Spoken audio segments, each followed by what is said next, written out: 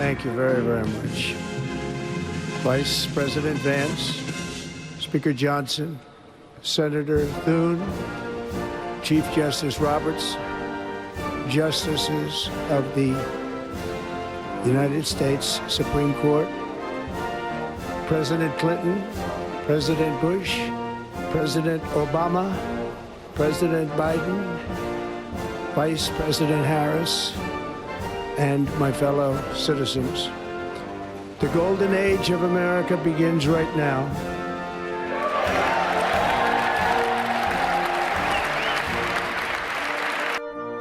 Never, ever give up. Just keep going forward. Never stop. It may seem like you have no chance. It may seem like it's over. Never, ever quit. If you're a quitter, I hope you quit right now and stop watching immediately, because you'll never make it. I love building buildings. I have a lot of fun building buildings. The fact is, I do it for fun. I do it for game. I do it for sport. I happen to make a lot of money doing it. If I didn't enjoy it, if I didn't really love what I'm doing, I wouldn't be successful. I wouldn't be sitting with you today. People settle for mediocrity for one reason. They're lazy. I've seen it so often. People go into something, they don't want to go that extra step. They know it's not going to be great. It might be good. It might be okay. It's not going to be great. They settle for mediocrity. They're lazy. The harder you work, the luckier you get. And I can tell you 10 instances where I didn't quit. One, it was 1990, the world was coming down, the debt markets were to everybody. All of my friends and enemies were going bankrupt. I never did. And the times were actually just terrible. And even today, you look at times and you see what happens and you have to learn. But the word luck is very interesting. But if I didn't work really hard, I probably would not, almost definitely would not be here today. And unless you had me up as a man who at one point was successful, but let's see what a loser looks like. So you have to work hard, because it is true, you can develop luck through hard work. You're gonna have a lot of people, your parents included, they're gonna be saying, don't do that, don't do that. And you have to listen to them. They're wise, they've been around, they've seen. And sometimes, and I tell people, sometimes they go into a business where basically you can't be successful. You know, nobody's successful. If you can get away from that, get away from it, if you can. But you have to make sure that you do something that you love. Try to go into something that you love that could be a good business. You know, a lot of people go into businesses that are just not good. One of the most important things, never, ever quit. Never quit.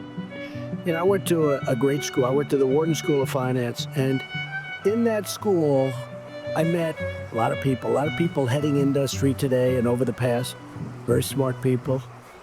But I've watched some of the people grow. I've watched some of the most incredible, brilliant students, and they didn't make it like other people made it because they didn't have that drive. They didn't have that never give up ability. I don't know if it's an ability or if you have it, just you can't quit. And I've seen people quitting.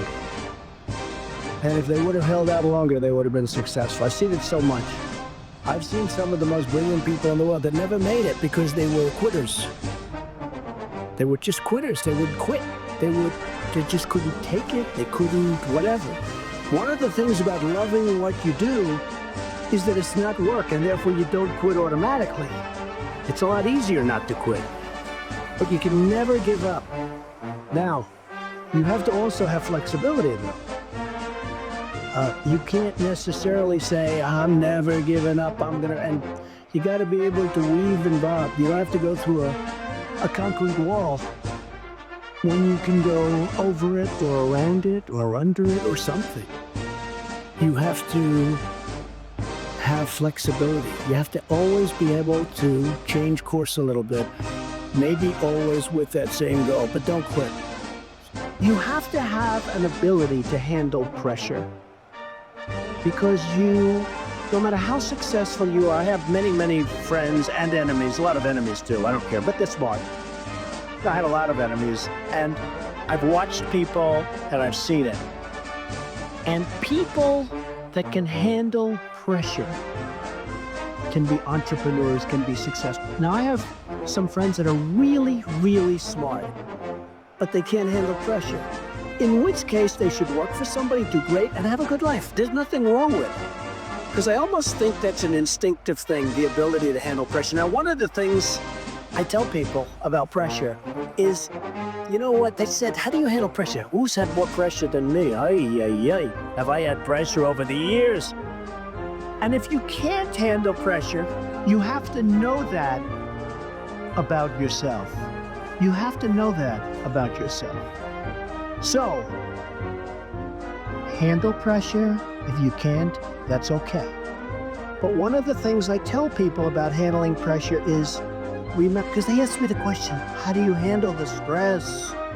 And I actually thought of it to myself, you have to remember, it doesn't matter. God matters, your family matters.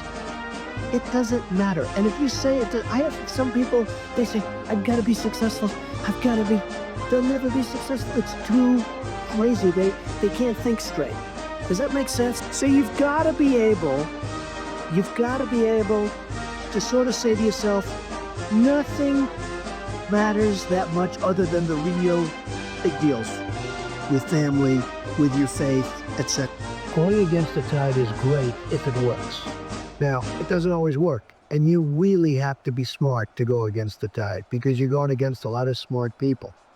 But when you get it right, you'll end up better.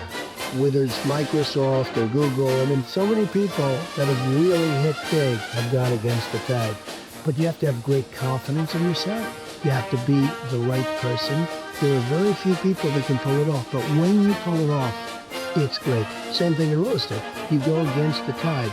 People are selling, you're buying, the tide changes. You have to love what you do. If you do it for the money alone, it's probably not going to work. I have friends who I tell them, get out of this business, which is a good business, and go into another business, which isn't as good a business, because they like the other business better.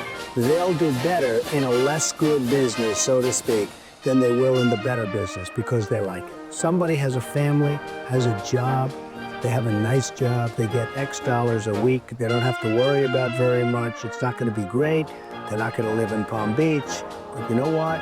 They have a job and it's income coming in.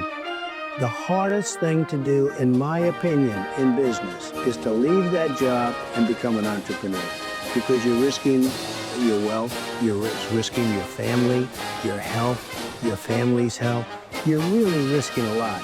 You have to know in your gut whether or not you have it to be an entrepreneur. Can you handle pressure? Can you handle all of the problems? And you're going to be confronted with, and there'll be many, many problems.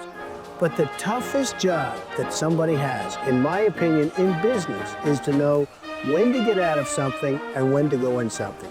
Because that's a very, very risky proposition. I've always believed in positive thinking. At the same time, I don't want to mislead. I also believe in aspiring, in terms of what you're doing, aspiring to protect against the downside. You can't just be this wonderful guy walking around, everything's positive, because unfortunately, that's not the way the world is. I love to tell people to think about the challenges so that when they do come along, you're ready.